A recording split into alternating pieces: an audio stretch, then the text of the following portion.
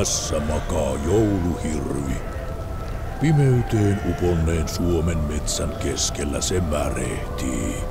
Ajatuksiinsa uppoutuneena unelmoi suuresta maailmasta. Herra Hirvi haluaisi olla kuin porot, matkata maailmalle joulupukin ohjastavana ja tavata ihania ihmisiä. Oho, sanoo pöllö. Herra Hirvi havahtuu unistaan. Miksi pitäisi olla kuin porot? Tarvitset vain oikean suunnan ja rohkeutta, pöllö huuilee. Pöllö näyttää Herra Hirvelle suunnan maailmalle. Unelmilleen nousee. Herra Hirvi juoksuun jo lähtee. Kiitoon ja nousuun. Kohti maailmaa.